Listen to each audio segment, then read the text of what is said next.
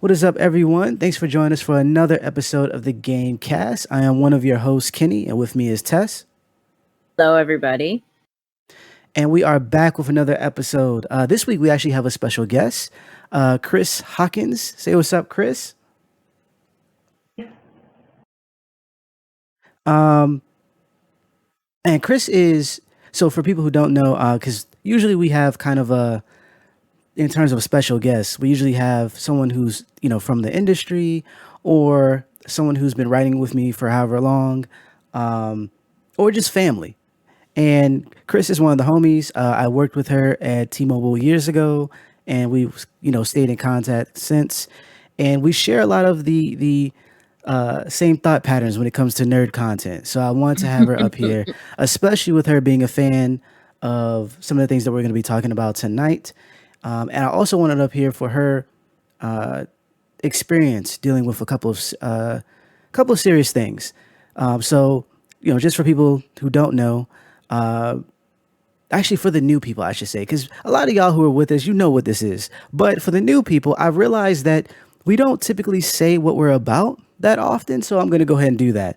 The we just expect you to know. Right. You should, do your homework. You know what I'm saying? Our podcast is called The Game Cast. And it's a game because we cover or we talk about games, anime, manga, movies, and et cetera being kind of a blanket for anything entertainment, anything that we want to talk about, whether it's, Tory Lanez, being foolish or, the latest Marvel film, whatever the case may be. Basically, two black nerds talking about nerdy stuff. And so and every now and sometimes then, three. Right, and sometimes three. So every now and then we also talk about some serious things, and because we feel like it's important. So we usually get the serious stuff out of the way first, and then we kind of get into the more, vibe. You dig? So without further ado, I want to formally introduce Crys, and so she can say hi and all that good stuff, and then we'll go Welcome to the into show. right. We'll go into our first topic. Crys, how are you doing today? Or tonight, rather? I'm doing good. Today is my off day, so I've been relaxing. So today's been a real chill day. Oh, that's what's up. That is what's up. So speaking of which, that actually moves us into our main topic, or one of our main topics. You are a charge nurse, correct? Crys? I know. I think we Yeah. lost you, Crys. No. That's because we didn't give her proper welcome. Welcome to the Right. show, Crys. Round of applause. Everybody There we give it up go. for Crys. It's my AirPods. I'm sorry, guys. They slow. So that's just proof that Apple's technology is not superior. Right. I will agree with that. Even though I have an iPhone now, but I was Android for like 13 years. But yeah, it kind of sucks now. But yes, I am a charge nurse, a registered nurse. I do endoscopy, and for people who want to know what endoscopy is, it's for people who are getting colonoscopies for like colon cancer screenings, and like endoscopy for like esophageal cancers, those type of things. 3 endoscopies. Which is important, is definitely important, because a lot of us don't check our health like that. We don't go and get checkups in at least in that region, right? And that could lead to some bad things. So definitely important. But I knew that you had been, well, I remember your journey a bit because we, being friends on Facebook and just in real life, seeing you talk about what it took to kind of get to this position and how a little bit of a struggle that was, with schooling and all that good stuff. But you're here now as a charge nurse. How has that been, especially with this whole COVID thing going on, which is kind of one of our main topics? Honest standpoint, it's been very stressful. I actually have a therapist now because I've really developed anxiety and PTSD from this pandemic since it started last year. So that's been a journey, I should say. It's been okay with my therapist. It's a little bit easier, but It's been pretty tough. I mean, we went through having like our whole hospital with no beds, like literally none. Mm-hmm. And we were like makeshift in places for people to go in the hospital back in January, thinking, okay, well, that should be the biggest surge. And now here we are again with another one, within a 6-month time frame. So it's it's been a bit much for me. I can say that, but I'm dealing with it. Yeah, it doesn't sound like the easiest thing to go through. And, we do this on our show every week, but we do like to thank healthcare workers and first responders, because obviously you guys mean so much to the public right now. Even though there's half the country is acting like complete jerk-offs and making your jobs harder. So we want to thank you for the work that you do, because clearly we wouldn't be succeeding without you guys. So thanks. Facts. And we don't Yeah, have you're welcome. we don't have an audience machine just yet, but we'll get into that. We'll get that one day where we We'll can give edit that in. right, where we can get a good applause going. Mhm. But yeah, I could just imagine, and especially, so I know my frustration when you see the CDC say something like, we got to put the mask back on, which I never took mine off, just to be honest, because I don't trust folks. But the CDC saying, like, put the mask back on and all the other stuff, and it's kind of like we were moving in a good in a good direction. We were getting better. The numbers were going down, and now they're going back up. Kids are going to school, or are being forced to go back to school. Businesses are saying, like, come back to the office and things of that nature. So it's like, it's frustrating. It's really frustrating. But then for someone Yeah. who has to potentially deal with patients who could have COVID or bump into someone who has COVID, it's even another level of frustration. So when you say, like, it's there's anxiety with being around people and stuff like that. I can imagine, because I have anxiety being around people, and that's just because I don't trust you. I don't trust you people. Yeah. We don't. So that has got to be, yeah, that's got to be rough. Is that something that's been happening with everyone that you work with, kind of? Like, does everyone have, like, heightened anxieties because of, having to deal with COVID? So now, because now that they are seeing that with the Delta variant, it's affecting children, and a lot of my coworkers have kids, and most of their kids are under the age of 3. Oh, So, wow. they're in that group where it's like, okay, is it an ear infection? Is it respiratory? Is it COVID? And with them going to like a daycare, it can spread quickly. One child can have it in one room, and then the whole room can have it. So that's been a thing for some of the ladies who I work with, because it's an all-female staff that I have. And we have our hospital actually has a daycare just for healthcare workers. So there's no outside children. Right. However, like, they may not tell all the parents if one class had one person who had COVID. Like, Mhm. only way they know is because parents talk. And so it's just like, Right. yeah, my daughter was in the class who had a COVID case, but then, your daughter hangs with his daughter, and, it's a big thing. So they're trying to work with that. And then in my department, like I said, we don't test vaccinated people. We only test people who are non-vaccinated. And now with the Delta variant, you can still pass it with being vaccinated. We don't know. Right. So every day we take a chance on being around somebody who could have COVID. And sometimes you kind of, your mind think, because if you listen to some of your patients, you'll know the type of person they are, just how they talk. Yeah. I get the ones who are like, I'm an American, I'm a patriot, and all you have to say is American patriot. In my head, I already know the type of person you are. In my mind, I already got to figure out, like, okay, you probably are more so on the Trumper side. And I'm pretty sure, besides being in this hospital, you don't wear your mask. Crys, So, what part of the Right. country are you in? You don't have to say exactly where, but like where? Yes. Up in the Richmond side on the south side. Okay. Yeah, Crys is VA. She VA all day. VA Okay. stand up. VA stand up. It's literally the three of us. Right.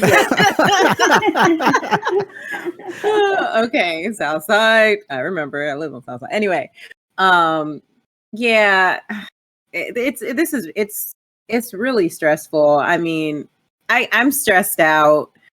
Simply, like obviously Kenny knows I have been on sick leave myself, and I'm sitting here like I was knocked out of work for 5 weeks. I came back wearing my mask and sunglasses. People are looking at me like I'm crazy because they had relaxed the mask rules. And I'm like, I was just out of work for 5 weeks. I'm not trying to get Delta. What's wrong with you people? And then like right before I go back on sick leave again, they or right when I go back, they reinstitute the mask policy. So I'm feeling you on this, and it's really frustrating because I keep seeing the things that people are posting online, like the parents who are like, you can't force my 5-year-old. They're pre-K or they're kindergarten, and it's not fair to force them to wear masks. I'm like, do you understand that these kids were like 3 and 2 when the pandemic started? If you tell them to wear a mask, they'll wear it. They think it's normal.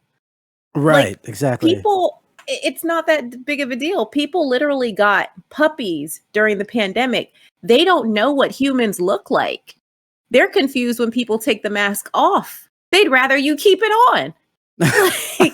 So the mentality behind some of these people who are so against mask mandates and they're against these vaccines is insane. It's so funny. You see a person smoking outside. I don't know what's in that vaccine. Well, do you know what's in that Newport? Okay. Because I'm telling you, you're taking in about 10 pounds, okay, of fiberglass right now. Them lungs are looking great. I say the same thing to other healthcare nurses who are against, being vaccinated. I'm like, well, as a healthcare worker, we got to get vaccinated for everything. Like, this is nothing new. I'm like, I couldn't tell you what was in the Hep B shot, but I got it. I couldn't tell you what was in the Tdap shot, but I got it. Every shot there has that we needed or required for our job. I've gotten it. I don't know what's in none of them. I couldn't tell you what was in it. It's insane that I really get frustrated hearing people talk about this. They're like, oh, vaccine passports. But like, what are you talking about? If I want to go to Ghana right now, I have to prove that I have a Tdap. I have to prove that I got an typhoid, diphtheria, no, I don't think they do immune globulin, yellow fever, malaria pills. I can't step foot into that country. I can't get my visa until I show that I've gotten these vaccinations. So you're like, oh my God, I'm going to be so mad that if I have to get this vaccine if I have to travel. So what? That's not new. Oh my God, I'm not getting my kid or, whatever, vaccinated. It's like, you do know that you can't complete the 6th grade if you don't have your measles, mumps, and rubella and your tetanus shot. They will kick you out of school. So what's going on? And it's a lot of it for me isn't even about the vaccinations per se. For instance, like my wife, your cousin, we were holding off getting a vaccination because of her blood disorder. Because we wanted to know what the side effects would be and all the other stuff, as well as the fact that we have 4 children. And so we didn't want for both of us to be knocked out at the same time. So I understand there's certain people who are waiting for certain information. Like, for instance, the FDC, they went ahead and approved the Pfizer, I believe, recently. FDA, yeah. Mm-hmm. FDA went ahead and approved Pfizer. And so some people were actually waiting for that. They saw numbers actually go up after that. And so my beef wasn't necessarily the vaccine. It was how people acted like nothing was going on. Like, you're not getting the vaccine, but you're also not wearing a mask. You're also not staying 6 feet away from people. You're also, congregating in like large numbers. You're also doing all these things. And then people get sick. And they're like, well, I'm still not getting vaccinated. There's been so many interviews recently of people who have caught COVID, who've nearly died and are like, yeah, I'm not doing it. There's been like celebrity people in terms of like journalism and on air personalities who've actually passed away, and we're like, we're not getting vaccinated, we're not wearing masks, we're not whatever. And I'm like, at what point do you need, like, where's the reality check come in? Like, even if you're not going to get the vaccination, why not just stay away from folks? I'm down with that. At the very least, you're not spreading stuff. Right. You know what I'm saying? But like, it's this idea, this weird, in a weird way, you're telling me that you've never gone through something by doing this without actually saying it, right? You've never actually experienced anything that would be remotely close to people trampling on your rights. When people are like, I have the right to air, I'm like, you can still breathe. No one is taking your oxygen. It's a mask. What? What? Like what? Like, you know, we have the right to. I saw a sign that said, "We have the right to parent without the government's interference," and I'm like, that's actually not It's true. actually not true. That's not true at all. Like, the fact that they Not have to true. go to school, like, that's a government mandate. Your kids have to go to Yeah. school, or they have to be homeschooled, one or the other. You don't get to just be like, nah, we good. There is no Yeah. living off the grid in the United States legally. You know what I'm No. saying? So like, what are you talking about? And it's like, no offense to you know, to white people, but it's a lot of white people with this mentality of super, you know, I do whatever I want. I'm like, okay. Freedom, America. That's not how that works. Is It's not. right, and I'm, you know, you can't. I feel like you can't have it both ways. Right. You know, like have it, you know, as far as hospitals where, you know, most of them now are mandating vaccinations, and then they're like, you have nurses who go, oh, well, you can't force me, you know, to get vaccination. I'm like, you're right. They can't force you to get it, but that's your choice. If you choose not to get it, then you know what you have to do. You need to go work somewhere else. You can't Facts. tell them, you know, hey, it's my choice not to get vaccinated. Okay, well, it's their choice whether they want to keep you or not.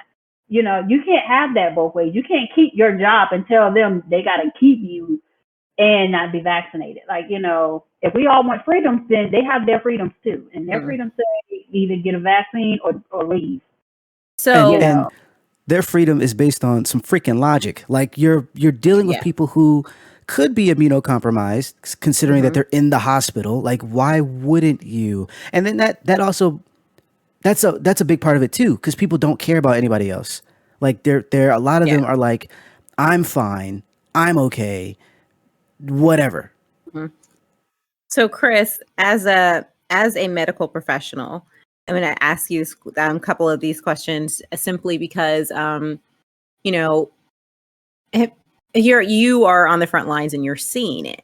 You're actually seeing it. You know, we're commentators. We are, I don't want to say we're not on the front lines. I feel like everybody's on the front line, sadly. But for example, I'm just going to bring up this as an example. You're familiar with that movie Contagion? I've seen it. Okay. Wait, did you say you have seen it or didn't? I did not see it. Okay. Just short version of the story. Contagion is very similar to what's going on now. It's just that the virus that was in the movie Contagion is much more deadly than COVID, in the sense that it infects and kills the hosts at a very quick rate, and kills, like, infection and death are very quick. So infection can happen immediately. Showing of symptoms, it manifests within 3 days, and you're dead within 3 to 5 days. So, so in actuality, if we were really to put that disease to the test, it probably wouldn't have killed as many people because it wouldn't have been as infectious. A good virus keeps its hosts alive. Right. COVID is kind of the perfect virus, but in that movie, in their situation, because it was so deadly, because so many people were dying, like 2.5 million Americans died within the first 3 months of the disease, you know? So it was just so fast and so deadly that they implemented a mandatory vaccine that everybody wanted, you know? And that's because everyone was dying. The fear was so real, or not just the fear, but the product of the disease was so real that rolling out the vaccine became a lottery system. There was no, I don't want to take the vaccine because I don't know what's in it. That didn't exist in that world simply because so many people had died so fast and so horridly. So in our world, COVID is not the same.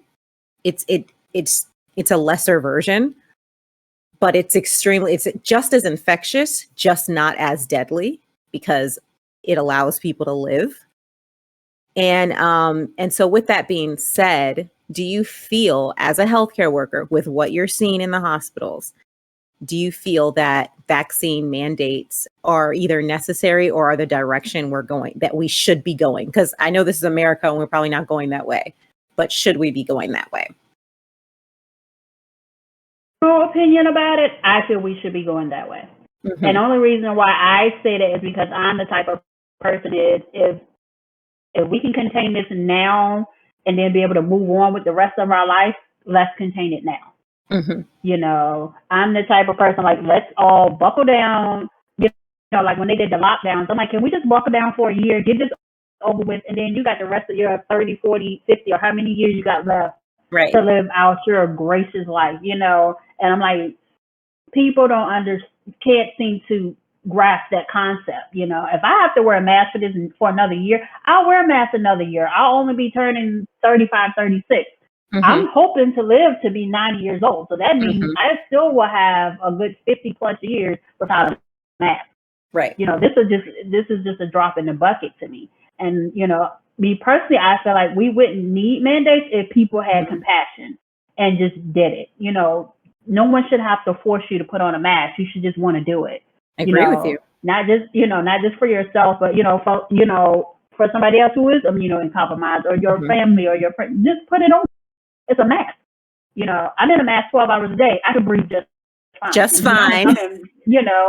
I'm in 3 masks, to be honest. I have 3 surgical masks that I put on. My friends look at me like I'm stupid. They're like, Crys, you got on 3 masks? I sure do. I have on 3. I put on 3 and I put on this shield. I don't care about the rest of y'all in this hospital who want to wear 1. Crystal wears 3. I don't know what y'all doing, but over here. I don't know what y'all doing, but over here, because like I said, with these vaccinated people, some of y'all might have COVID. Yeah. But I'm going to do what I can to, protect me. Yeah. As well as my friends and family who I may run in contact with.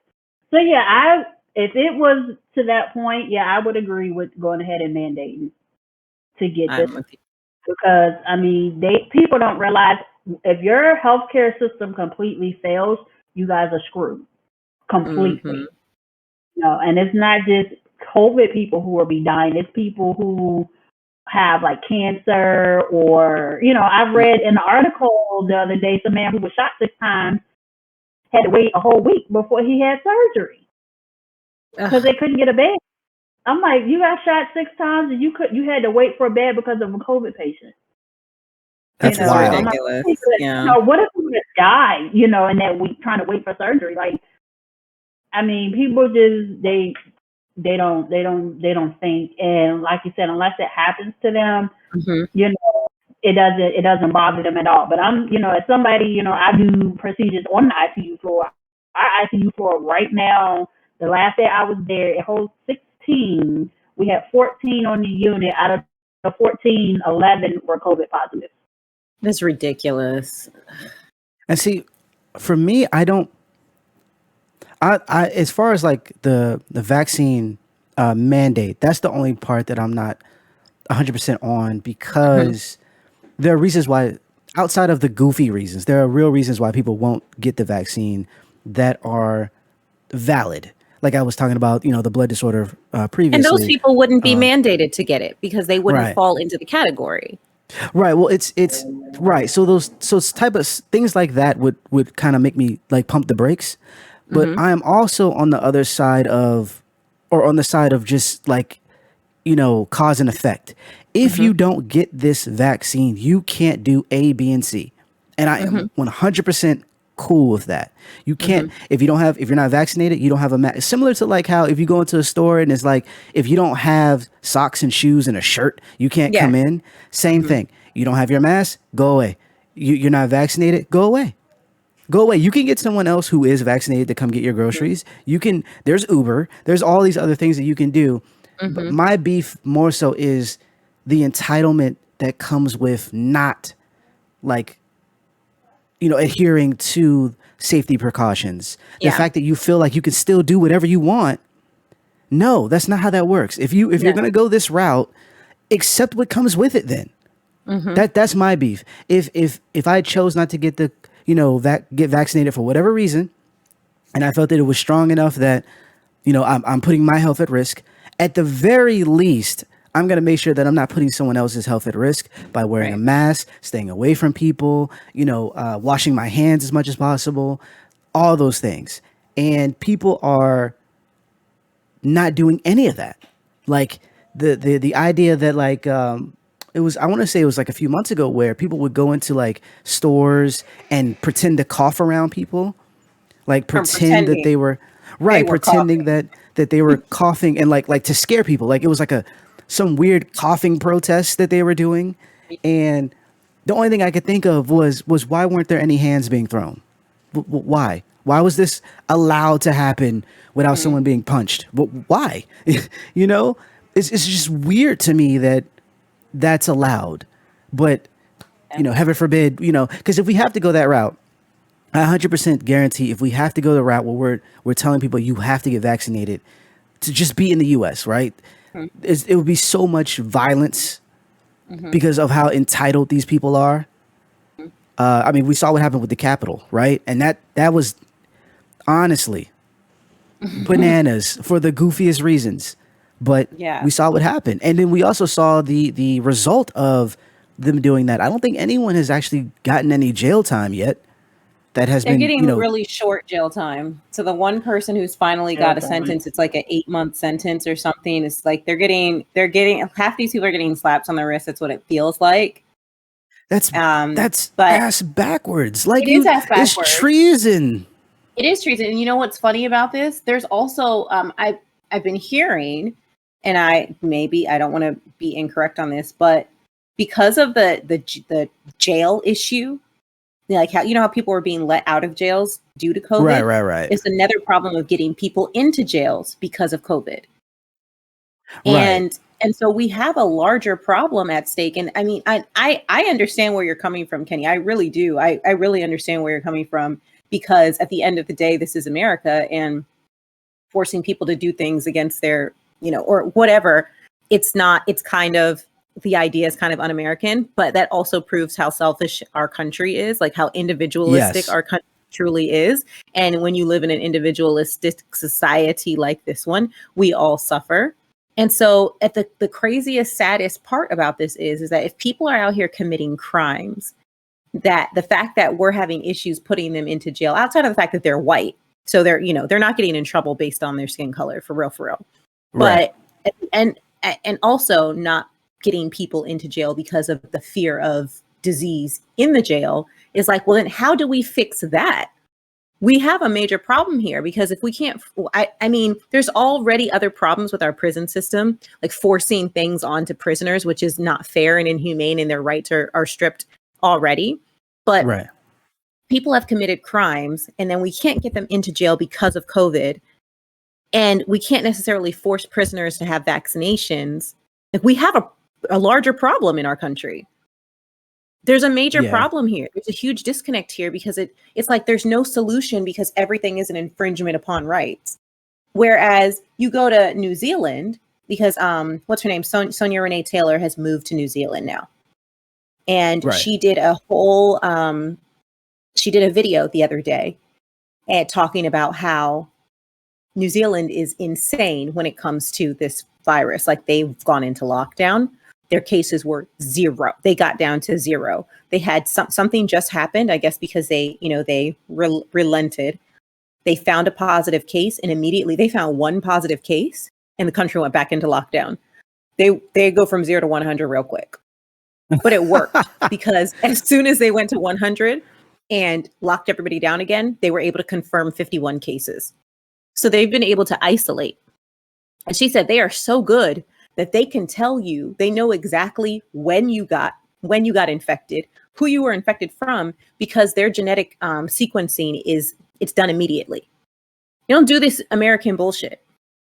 Like, people are sitting here like, I know somebody who has COVID now who still doesn't know what strain they got. And I'm like, how come when you tested positive, they didn't say, hey, you got the Delta variant? They didn't tell you had Lambda. They didn't tell you had Alpha. This needs to be on the tip of your tongue. Right. How is it not? No, I'm very not just disappointed in our American system, but this lackadaisicalness. Whereas you've got other places on this globe who are actually serious.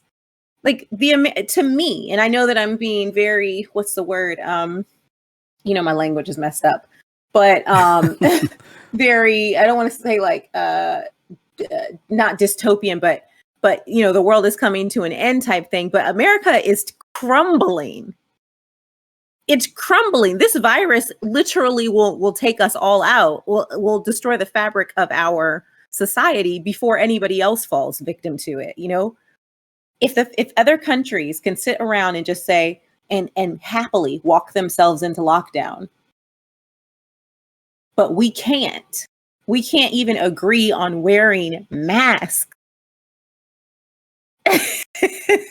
Yeah, it's rough. It's rough. Crys, what do you foresee for, like, what do you think? What do you foresee for the future for medical? So eventually they're gonna have to start paying top dollar for healthcare professionals because nurses are like, we're not gonna be taking this for this chump change. Like, y'all are not paying us. We get little pizza parties as recognition. Don't have no pizza party when you have a whole COVID floor, and that's how they thank you. Heroes at work. Every time I see the sign, I just want to run it over. I mean, that's just me personally, though. But I'm like, like what I'm seeing, and hopefully, I'm hoping 2022 is a little bit better for us. And I agree with you. What I think, COVID to me exposed that America is just not the greatest nation on earth. And I mean, we've been in this bubble. We've been in this bubble thinking that we were the cream of the crop, and we were at the top. We were the top dog. Shit. And all it took was a little, virus from China to come through, and it brought us to our knees very fast. Very fast. And we really saw. It's embarrassing actually to be here and to have people from other countries commenting, and they're like, "Oh yeah, we're on lockdown, but we only got 2 cases." We sit up here with like 35 million, and we're just like, "Oh, 2 cases, wouldn't that be nice?" I was telling one of my coworkers is that I'm like, take the politics out of this. Because that's the issue. Take the politics out of this and get to where you're at. Because most of these people walking around with no mask and not vaccinated, calling themselves a patriot, I'm pretty sure they're Republican. I'm pretty sure. And I'm pretty sure they're drinking the Republican juice while their Republican constitute has been vaccinated, got everything to their exposable. You're not them. Was what I want to tell them. You're not them. You're not Donald Trump. You can't go and get the best health care and then be free of COVID in 2 weeks. That's not how that works. Right. Didn't Abbott get COVID, and then they were giving him all of the best treatments? And it's like, but this is the same guy who's telling the state of Texas, oh, by the way, if you guys force kids to wear masks, we'll fire you. We'll defund your schools. And you don't have to get vaccinated. Nobody needs to do that. But then he gets COVID, and then they give him all of the best drugs and get him treated, and everything is wonderful and fine. They gave him the best drugs, and he was asymptomatic. He didn't even have any symptoms, and they were giving him the best drugs. Just to make sure he didn't get any. Yeah, it's ridiculous. That happened. I also want to point out that vaccines work. We have said this on the show many weeks in a row. We say that vaccines work. I do know several people with COVID now that have either gotten COVID, recently or had COVID in the last month or have it now that are vaccinated. And they've had very little to no symptoms because of the vaccine. So I know one team for Pfizer and 2 team Moderna's. They all have COVID, but have or had it, but they are very low symptomatic, like just cough, slight cough, and loss of smell, but no fever, no real issues, like able to do their normal things. So, like, people do need to understand, and we've known this, we've talked about this before, and it's public knowledge. The vaccine is not a cure. What they were able to develop in the last 2 years, what they were able to develop was a concoction that would at least keep you out of the hospital and keep you from having very bad symptoms. And Crys, you can tell us right now that what is it, 99% of the people who are in the hospitals for COVID are unvaccinated. Here in Virginia, they sent us, we get the little Virginia Department of Health sends us emails as healthcare providers. They put up there 98.3% of people that are hospitalized right now are unvaccinated. See. Yep. So they are unvaccinated. So, and I try to educate people, about the vaccines and everything. I'm like, I like to tell people, first of all, coronavirus is not new. Yeah. This is just a new strand.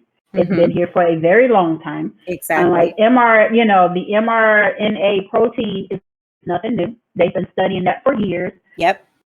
They've been trying to find an HIV cure. I'm like, none of this is new. So this whole concept of warp speed, or they made that up in like 6 months, is inaccurate. That is not true. Right. I'm like, you have to understand, when it comes to like, cancers, HIVs, the money is in the treatment. It's not in the cure. So when it comes to pharmaceuticals who are trying to create vaccines, such things like this, the government isn't going to fund it, because it's pretty much, if you're going to say, hey, I'm going to cure cancer right now, they're going to slow your process down, because why? The pills, the surgeries, all of that is money. This is a money game in America. They don't care about you. It's a money game. So that's where that part is. Except this part with COVID is affecting their bottom dollar, is what it is. It's affecting the government's money. So because it affected the money, they're like, okay, we're going to throw all this money to this pharmacy. I need you to make this vaccine a little bit faster than what you're making. And that's what it is. So I like to tell people, I'm like, this whole myth about it, they made it too fast. No, they didn't. Right. And we've talked about that on the show before, that when they were trying to come up with a vaccine for SARS, COVID-1, okay, when they were trying to come out with a vaccine for that, they had developed something a long time ago, but then SARS went away. Again, just like what I was talking about in Contagion, when you have a virus that is extremely deadly and it kills its host very quickly, or it manifests so hard that it's not something that can go by without having symptoms, like that our COVID right now that we're having is, SARS basically, I don't want to say cured itself, but they were able to contain SARS and it was able to go away. They had done this research well over 10 years ago, 12 years ago, and they put it on the shelf because they didn't need to do anything. And so they based, was it the Pfizer vaccine? Or I can't remember which one, but most of the research was already done for the vaccine, because you already had two, 3 diseases that were so similar, mainly being SARS and then MERS. They're so similar. And so they were already able to come up with the basis of this a long time ago. People are like, oh, it was rushed. No, it wasn't. Not when the foundation of the vaccine was sitting in a vault for 10 years. Like, the playbook was there, I mean, rushed or not, it's you have to understand the idea of the vaccines and how they work. I don't think there was any that weren't, like, if we're talking about rushed, I don't think any weren't, because there was an immediate need, and so you had to get out what you had to get out. I don't think anybody, I mean, maybe I didn't live back then, but when when polio was around, when they had to get the vaccines for these type of things, I don't think people were like, yo, you did that way too quick, fam. If you could just like, if you could pump the brakes. Like, no, that's not what Oh, happened. no, And I no. understand, again, I understand, like, especially black people. And, after this, we'll move on. But I understand, like, not wanting to do this because we already had, you know, people on TV in different countries, different places talking about we should test these things in certain African countries, or we should test this with certain basically poorer people. And so I understand you don't want to do that. However, there's more than enough information to educate yourself. There's more than enough you know information out there to where even if you don't get the vaccination, even if you don't, you can help prevent the spread. And that part, people who are like, I just have to go to Miami, or I just have to go to Hawaii, which actually people from Hawaii are telling you not to come. Yeah, you're making things worse, people. You just are. Speaking of people who are potentially making things worse, it's a horrible segue, but I don't care. The next topic we wanted to talk about was rapper and actress Awkwafina and this idea of cultural appropriation. I personally thought you were about to say crate challenge. I did. You're like, people making things worse. We're talking about black people. I thought you were about to say crate challenge. I forgot we were talking about Awkwafina. I really thought you were about to mention the crate challenge. That's a whole nother episode, fam. Where are y'all even getting these crates from? I have never seen this many crates, like just online. Like, where are you getting? Anyways, yeah. So Awkwafina, over the years, she's been accused of, putting on a blaccent, if you will, speaking and acting like a caricature of a black person, not even a black person, and in order to become popular, whatever it's in rapping, her, being a comedian or being, an actress. And yeah, people have been kind of speaking about it for a while now in terms of like not appreciating, what she's doing. And there's been some pushback, there's people who are like, that's just who she is. And a lot of people, a lot of black people don't believe it. Before I get into why some people aren't believing her, that this is who she is, I just want to give my take on how quickly we kind of throw this word around, or these, this group of words. We tend to do this a lot when someone sounds like we think they sound black. We think they're acting black. We think they're being whatever. And there is a difference. There is a difference between someone who grew up in a place, grew up around black people, grew up around, hip hop, if you will, especially with it being the most, popular genre of music right now, who speak a certain way, who say certain things, use certain slang, etc., certain mannerisms even. And then there's the people who are pretending to be a cartoon, who aren't actually trying to speak like us, but are doing so in a way. There's actually a big difference between that. And I know how quickly we can kind of jump on people. One of my examples, and for people who are in the gaming world, you kind of know this. There was a review written about a video game called Spider-Man Miles Morales that came out, I want to say last year. And the person who wrote the review was black. They did a voice over, kind of like doing a video review of it. And they said something that made people think that it was a white person speaking. They use, certain terminology or whatever. They said something to the effect of the swagger of a black teen. And immediately a lot of black people were like, I can't believe, first, why did you have a white person doing the review? But then also, why is this person trying to talk in a manner that would be popular or appealing to black people? Like, why are they doing that? Come to find out, the person was black. And a lot of people had egg on their face. They look silly. And if you don't know that, if you can't, that example doesn't jive with you, we could look at the Fresh Prince. Anybody seen the Fresh Prince of Bel-Air? The episode where Carlton wanted to join a fraternity, and the fraternity, for whatever reason, thought that he wasn't black enough.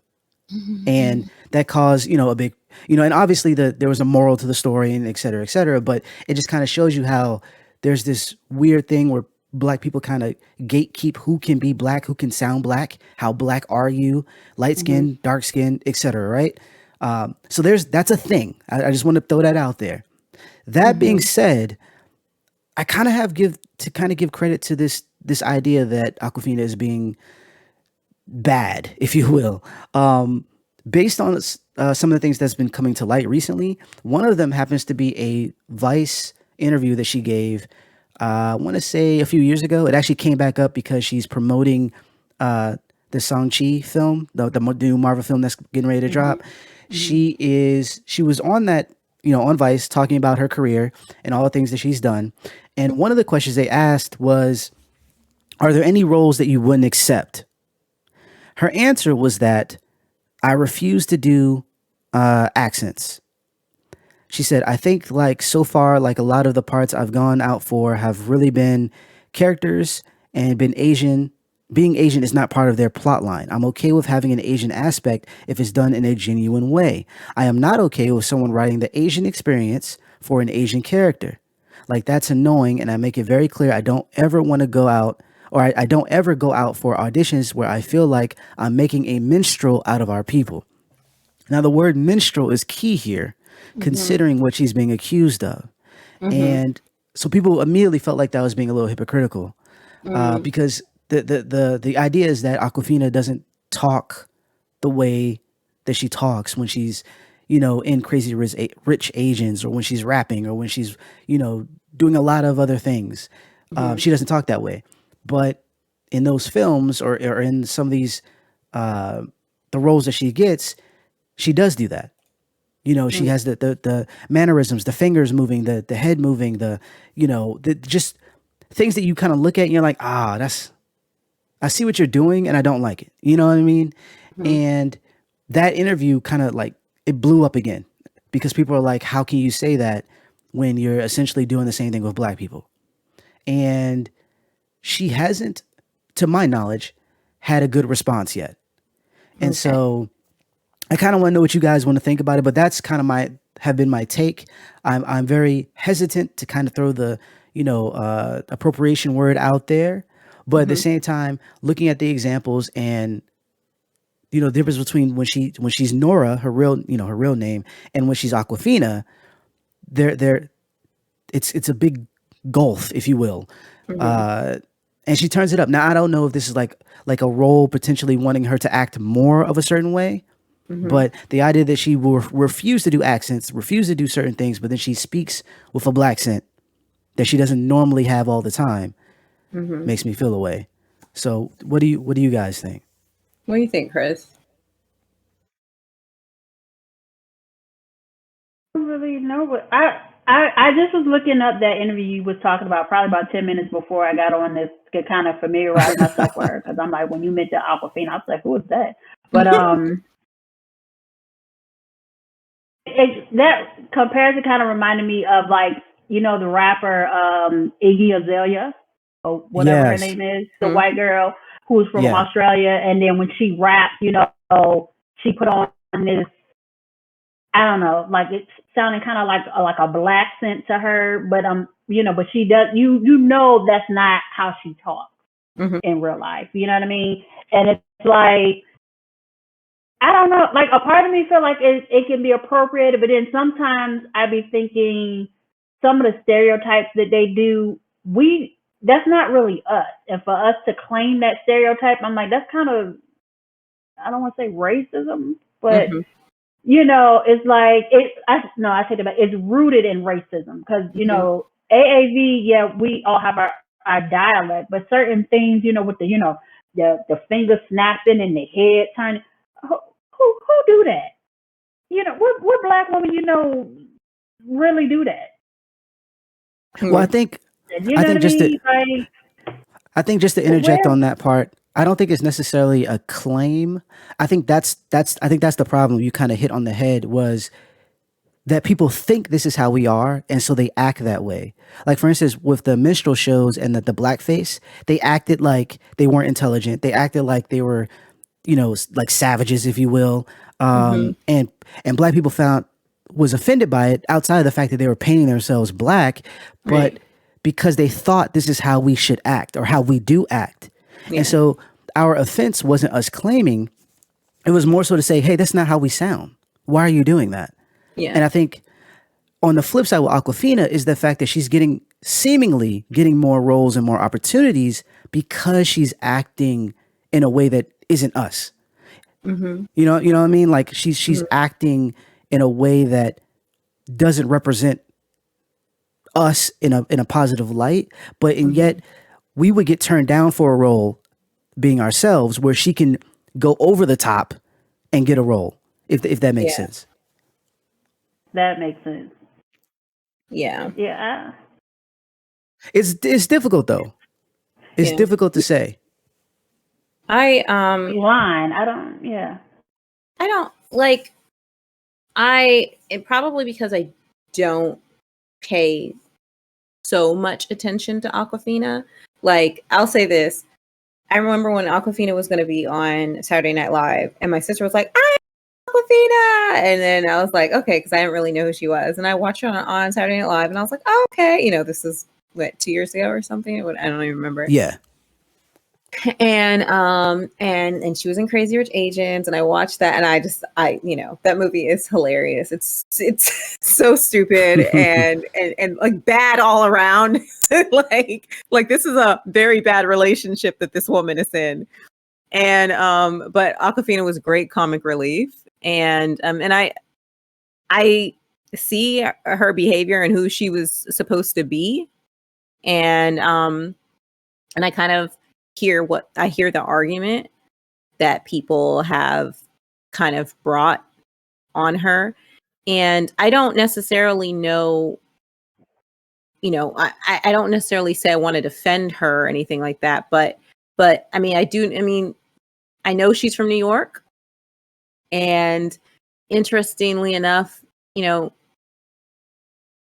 like, especially like even on Nora from Queens, like, when you're in a place, I guess when you come from a place that is pop culture surrounding, like, I can understand why your stage person would be a mixture of what like what you're surrounded by.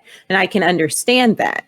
And I can appreciate it, because if you're not like this all the time, but your stage person is, then that's who you get to be when you go on stage. And I get that. And I don't necessarily feel like, and mind you, I haven't watched a bunch of her interviews or anything, but I don't necessarily think that the way that she talks is so far from like some of her stage stuff. I think that I'm gonna be honest with you, like, I think she kind of, to me, when I see the characters that she plays, she kind of reminds me, like, if I were, kind of doesn't make sense, but if I were in an Asian family, like, she would be that one that the mom would be like, "Oh my God, this is my daughter." like she would be that one who was different. She would kind of be like, what's his face from Fresh Off the Boat? Like, I kind of see her taking on that role, and I accept her for it. I'm not really, I don't put a lot of energy into her. And one of the things that I feel kind of, Crys, you just mentioned, that I feel like differs her from Iggy Azalea is because we know for a fact that Iggy Azalea does not talk like her stage person. The girl's Australian. Come on. Like, you have no reason for this and everybody knows that Iggy Azalea, like, created her own language. Like, this girl's sitting on stage going like, do that, do that, do that. And it was like, what?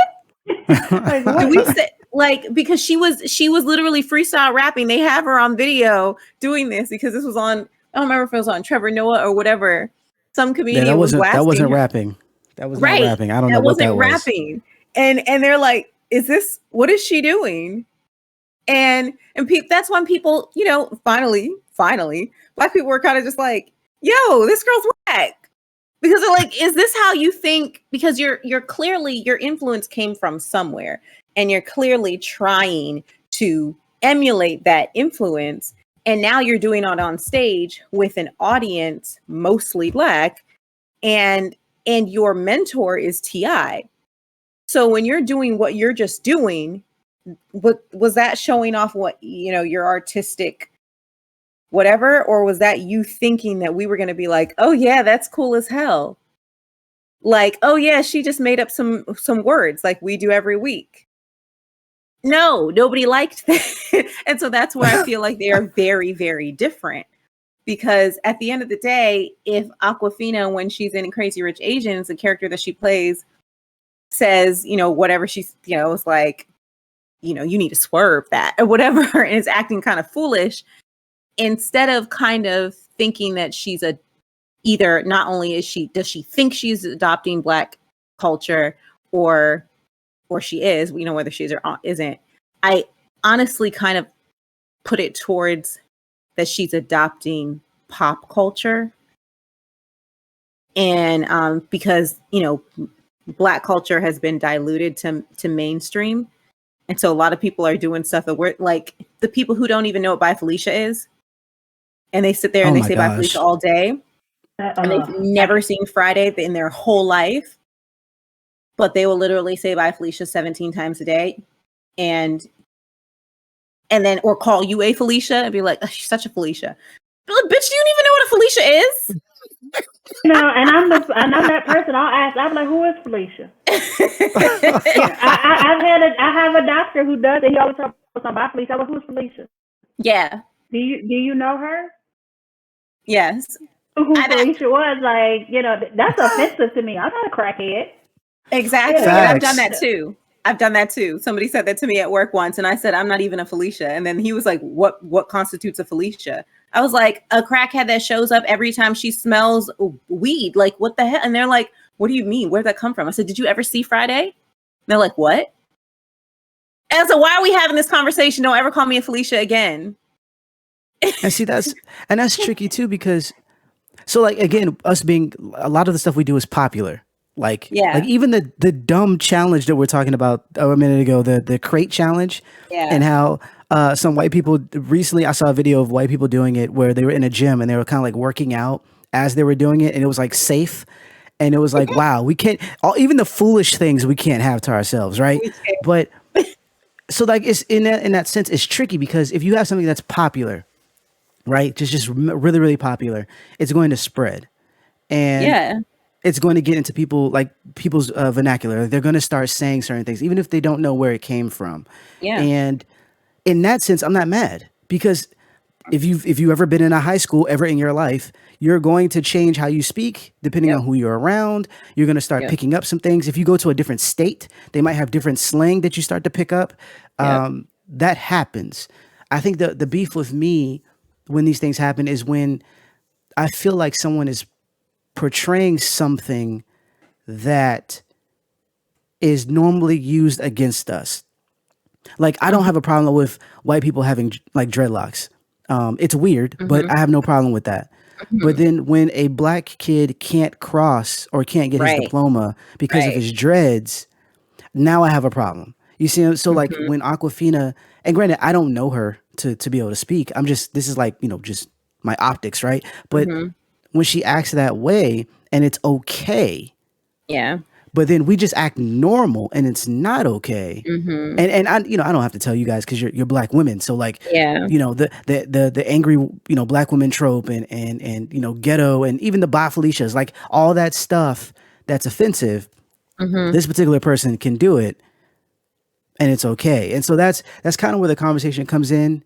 And I haven't ruled out necessarily how I feel. In my sense with her, I'm like, I see the commentary. I see that there's some valid concerns, and I think she should address those concerns. But I don't know enough to say that she isn't whatever she claims to be. Right. I'll put it that way. Moving on to our last topic, we wanted to talk about the what if, the recent what if, not this past episode, episode 3. We wanted to talk about episode 2 that featured T'Challa, who was voiced by Chadwick Boseman. And it was, you know, it was rough finding out even that this was like his last or some of his last work. Because Yes. I believe he's in 4 episodes of What If, totally. So, but this was the first one that we heard or that we got to see, the animated him. And outside of, getting into like the episode itself and how it was fun, it was just really cool to kind of hear him, but then sad at the same time, Was. and I know, like, everyone's here, was a big fan. I know that, Crys, I had seen you, you had made posts about how you felt, when you watched the episode, how you felt after the episode. And so I kind of wanted to talk a little bit about that, before we wrap it up today, because we stayed on some topics a little longer than I thought we would. But I wanted to kind of talk about like how we felt about it in a sense that it's cool. And granted, this is a person that we don't necessarily know personally, but someone that we kind of latched on to because of all the positive things that they were doing and the type of person that they seemed to be and what their entertainment brought to everyone. And so to be able to see them, or not see, but hear them again, and it be like in an animated form and where everything's happy and cheerful for the most part. What was that like for you guys? It was a lot. I mean, I enjoyed the episode so much. It was so great, but it also got me to that point where it's just like, how everybody only has good things to say about Chadwick, right? Yeah. And it's like T'Challa is the embodiment of how everybody loves Chadwick. There really should be a show everybody loves Chadwick. You know what I mean? Because that's exactly what this was. It was like, so T'Challa couldn't even manage to make anybody upset. he literally is, instead of being the dude who's just a thief, for hire, he is the most revered Robin Hood. Right. Everybody loves him, and they had the whole Coming to America moment when he was like, "Oh, this is Star-Lord." Oh, this is freaking, it's the same thing. This is Coming to America. Oh my goodness.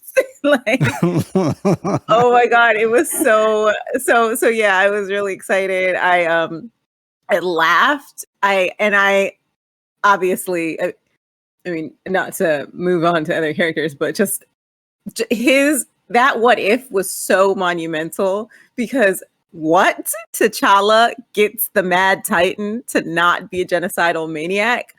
Okay. Right. You guys couldn't have written it better. It was like, all you need is a little T'Challa. That's it. All the universe needed was a little T'Challa. We didn't deserve Chadwick. At the end of the day, that's what I feel like. We didn't deserve him. He was too good for us and had to go. So now his Chadwickness is somewhere out in the universe, spreading his Chadwickness to other worlds. That's how I feel.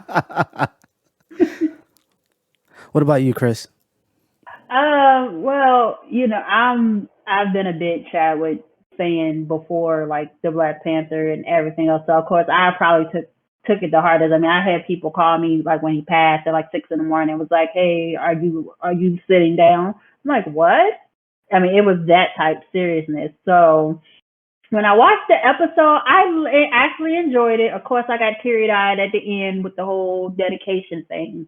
But I felt like they kind of kept T'Challa's his personality him, if you think about it. Because I mean, even in Black Panther, I could see the T'Challa from What If as the Black Panther, because even in Black Panther, he was more so the one trying to figure out solutions with Michael B. Jordan's character, without asking why did you do this? Why you didn't do it this way? But that to me was more on par with him. So it didn't really, his character to me didn't really change, if that makes sense.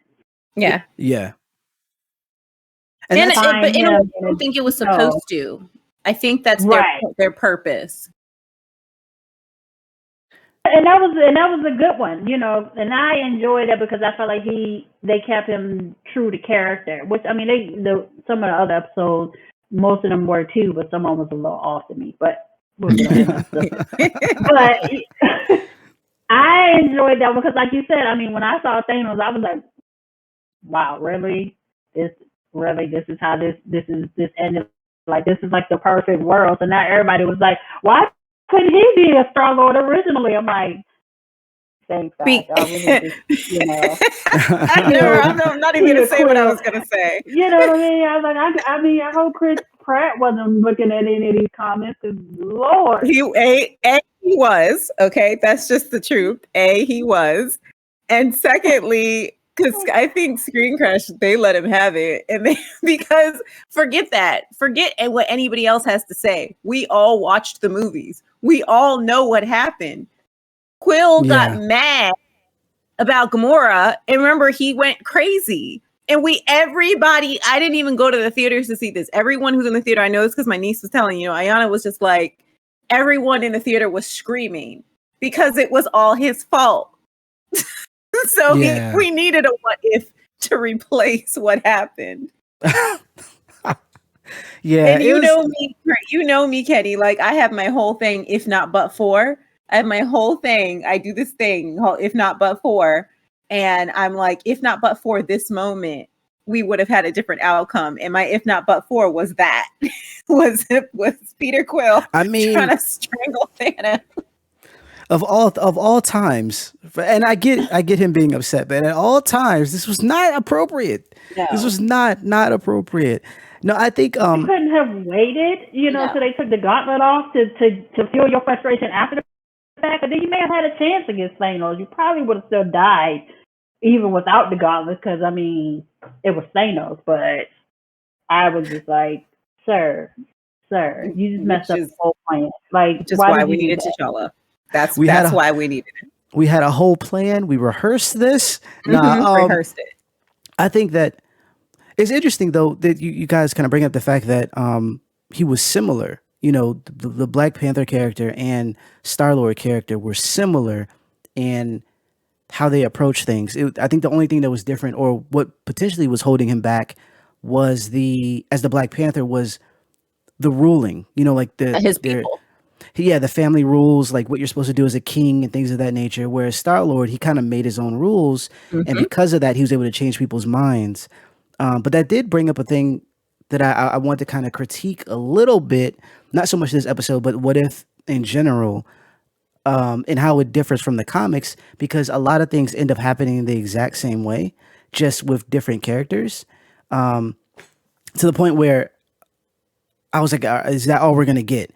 Like, if we're going to get a what if, like, what if this person became this and they're going to end up going down the same path? Do we really need what if? I'm like, are we going to dive into some of the things that, could be rather interesting? Like, there's some things in the comics, what ifs, where they dive into, like, racial issues. Like, what if this particular person happened to be Captain America? He was black. Like how Sam is going to be. It's like, are we going to bump into these things? And it seems like, for the most part anyways, what if has been more happy. The things that's happening is we're celebrating these moments that could have been or are, considering that this is canon. So I think that's one of my, I want to watch the rest of the episodes to kind of see if that happens, where we finally get something where this is a huge change, not so much to outcomes of characters, how they end up, but like character changes in like how they think, their thinking, their how they operate. There's a really cool comic where Captain America's character is brainwashed to believe that he was with Hydra the whole time, and he turns into one of Marvel's best villains. Like, he was deadly in the stuff that he did, and it was because the things that they kept with Captain America was the fact that he was when he believes he's right, he puts everything he has into it. Totally. So when he was with Hydra, he thought that he was right. So much so that he was able to lift Thor's hammer because he believed he was in the right, even though he was wrong. That was amazing. And I'm looking for something along those lines. That being said, I am very pleased with this particular episode because, again, it reminded us of Chadwick more so than Black Panther. It reminded us of who we believe him to be, the things that he was doing in terms of like, the fact that he was promoting, a charity when he was going through, chemo and all this other stuff. Like that seems like what Star-Lord would do. Like he's going through something poor or something bad, but yet he still is looking out for other people. Right? Like even when he finds out, and I don't want to spoil it, but when he finds do. out, so when he finds out certain things within the episode, he still covers for his people. He still covers for, his surrogate father, if you will, like because that's who he is. So I thought that was, even though they didn't change a whole lot in terms of his character, I still think that they did a really good job of honoring the actor. Solid stuff, and of course, similar to the previous episode, the animation was great. I'm a big fan of what they're doing with the 2D and CG stuff combined. And Thanos was hilarious as him trying to sell genocide. I know I that loved sounds it. bad, but it's funny. It really is funny. No, it's good. Because he's not the only person who's ever tried to do it in movies, but it works so much better here because it's a cartoon. Right. And we already know what the alternative is in the sacred timeline. Right. So it works. It's perfect. It's great. Honestly, the biggest bombshell was Nebula. Like, Oh yeah. nobody was expecting Nebula. She really drives this episode because nobody was expecting her to just roll. Hey, Nebula, you got hair. You're Smurfette. Right?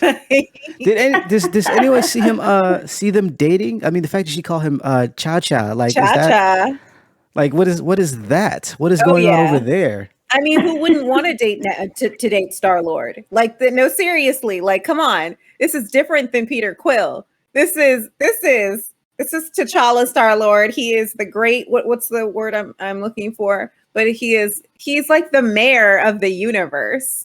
You know, like everybody likes him. Everybody likes him. It seems like they already been dating. She got a nickname and everything. There's something going on. It may not be official, but they got something like something.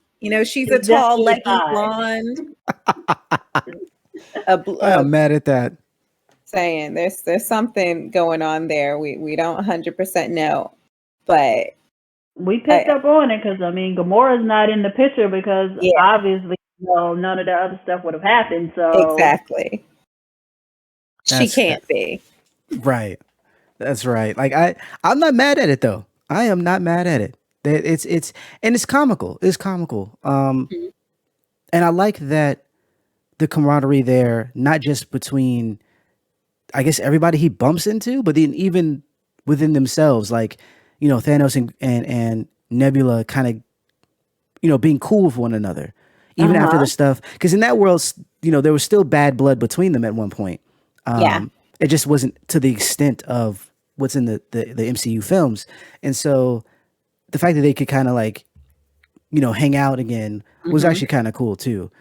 There's also this idea that, when he was getting beat up by the dudes, and it's like, wait, aren't these dudes who used to work for you? Like, wait a minute, you're not getting beat up by them. You're getting beat up by them so that your daughter can come and you guys can work together. Because I have a real problem thinking that he's getting beat up by them. Like I do. I have a problem seeing them being able to get the leg up on him to the point where she's like, Daddy, let me come save you. No, that is the manipulative way of, you know what, daughter, let's work together. And I do love you and you love me too. I know it just works better that way in my mind. If anybody else picked up on that. I got you. I think so because when you're looking at the fights and you're like, come on, this isn't real. Come on, this is Thanos talking about. Like, come on, like there's no way y'all are handling him like this. I don't know. We understand that power and the need to to achieve your goal makes you more menacing. And that, maybe since he's not been murdering so many people, he's a little rusty, but I still doubt that he's a Titan. Facts. I'm like, you know.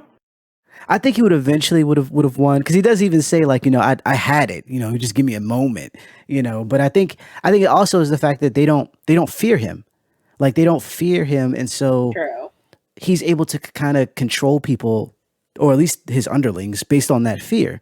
Like, I will kill you, and no one's gonna stop me.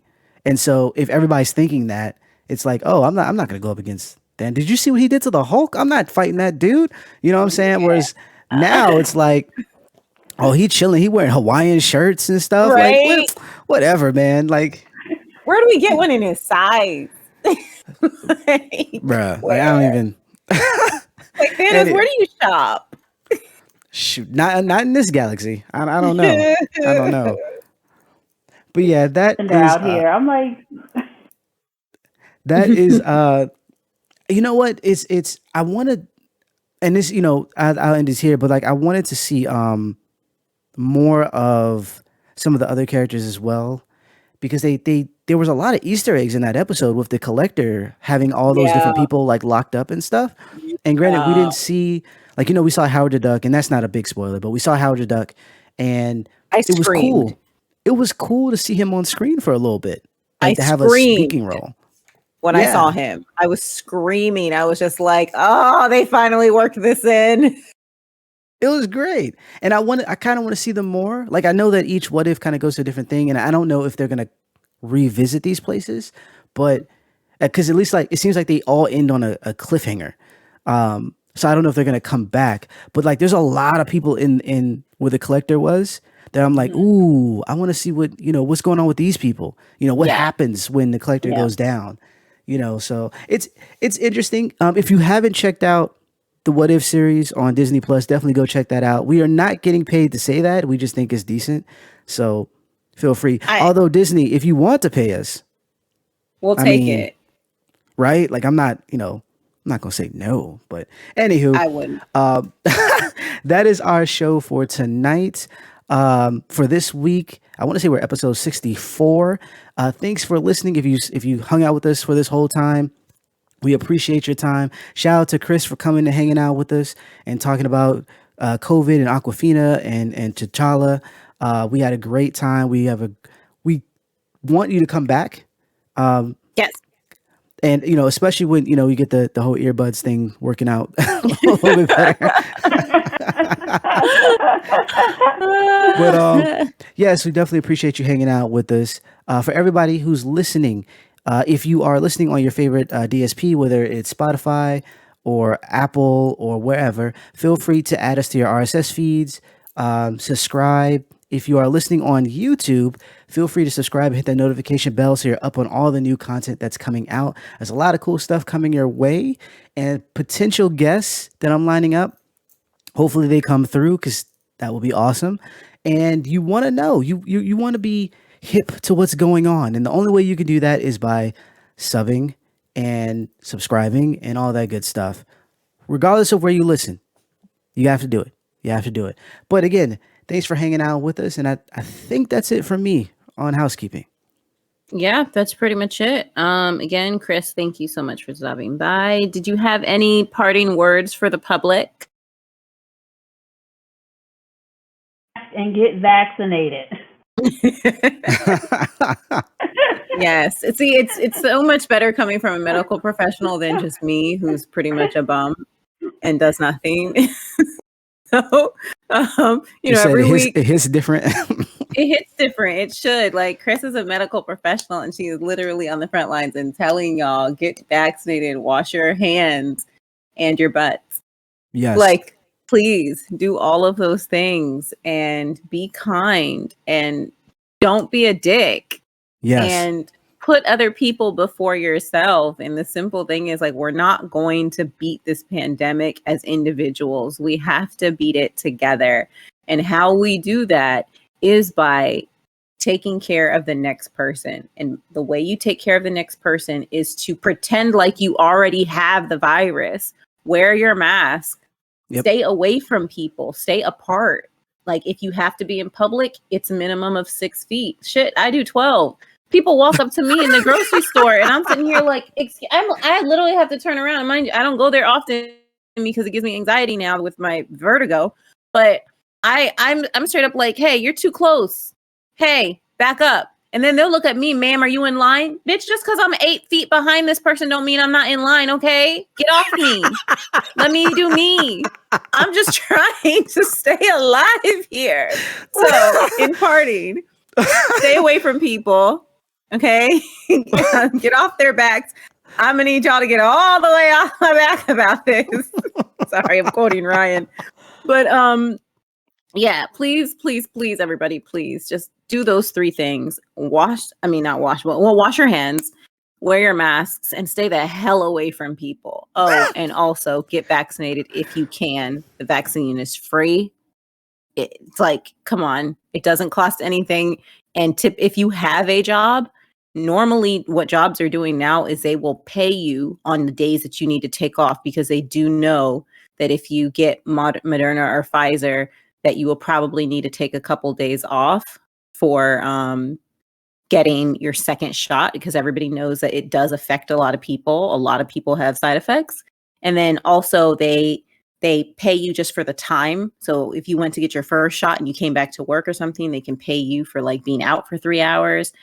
There's also a lot of jobs that are paying for transportation. I know that I heard that Lyft was paying for transportation to get to the vaccine sites. So please do your part. If you can get vaccinated, please do. It's extremely important, because if you don't get vaccinated, the virus has way more opportunity to mutate and turn into different strains that we continue to pass.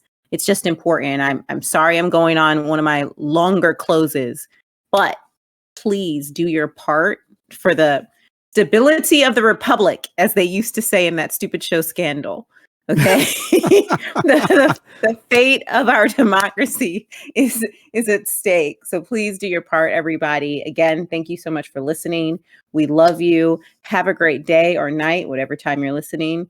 But we really do appreciate you for staying with us this whole time. Thanks so much, everybody. We'll see you next week. Bye-bye.